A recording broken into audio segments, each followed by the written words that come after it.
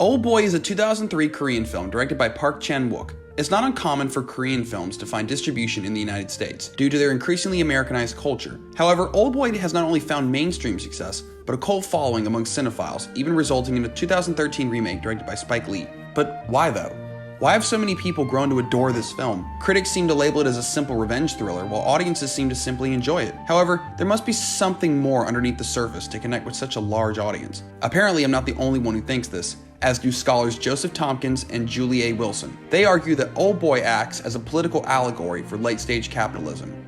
Let's see if they're right. The film opens with Ode-soo, an office worker whose name actually means getting through one day at a time. After his friend bails him out of jail for public drunkenness, Ode-soo is kidnapped and imprisoned for 15 years. Upon release, he wanders through Seoul and befriends a waitress named Midu. Together they discover Ode-soo's captor to be Lee Woo-jin, his old schoolmate. Lee Woo-jin captured Ode-soo out of vengeance for spreading the rumor of his romantic relationship with his own sister, which led to her suicide. Lee Woo-jin reveals Midu, who has become Ode-soo's lover, to actually be his daughter. Ode-soo cuts off his tongue so that he may never tell Midu the truth, and Lee Woo-jin kills himself. Tompkins and Wilson argue that the theme of revenge in Park Chan-wook's films act as an unconscious metaphor for the anger and resentment between the freedoms and democracy promised by Western civilization and the harsh inequalities brought about by capitalism. They believe that revenge belies a contradiction inherent in Korea's social fabric regarding the divergent values of parliamentary democracy and social progress and an unyielding nationalist anti-communist sentiment. In Oldboy, however, Ode-soo is not the only character seeking revenge. The villain, Lee Woo-jin, also desires vengeance against Ode-soo. Tompkins and Wilson believe Lee Woo-jin's revenge represents a resentment by the establishment against the culture of capitalism. Lee Woo-jin's incestuous relationship with his sister is a deviance in Western culture. For this reason, Ode-soo spreads the rumor that enacts the plot of the film.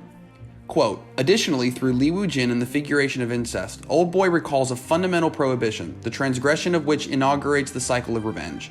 In this way, Oldboy represents not only the symbolic fabric of global capitalism, embodied in Lee Woo-jin, but also the absent cause behind the violence and suffering that are its actual historical consequences.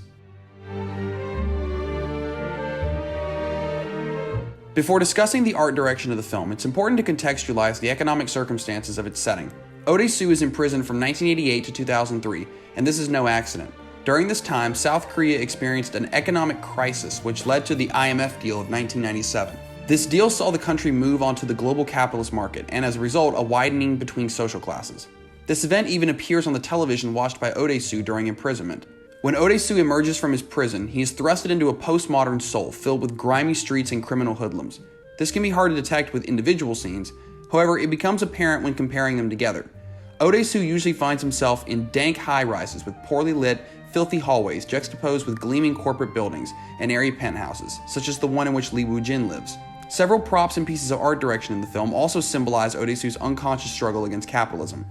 For example, Ode-soo's weapon of choice is a hammer, a common icon in socialist and communist regimes. At the beginning of the film, he wears an orthodox business suit.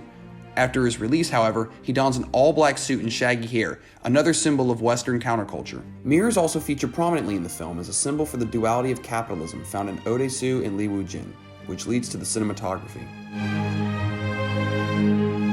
Cinematographer Chung Chung-hoon seems to be obsessed with dichotomies.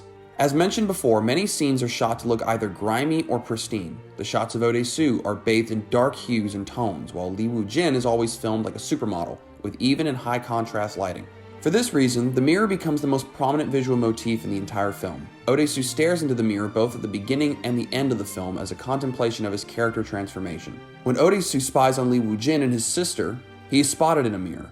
And at the climax, it's almost exclusively filmed from the perspective of a mirror. To conclude this video essay, I would like to return to the words of Tompkins and Wilson about how Lee Woo-jin and Ode-soo are mirrored images of each other.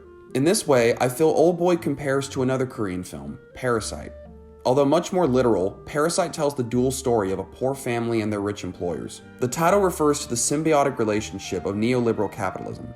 I feel like something similar is being said in Oldboy through its use of cinematography, and really in every aspect of the film. While the poor and working class suffer and labor to provide for the wealthy elite, they themselves also suffer. Western civilization is oppressive for all those involved, and no matter the resources you gather, it will never be enough.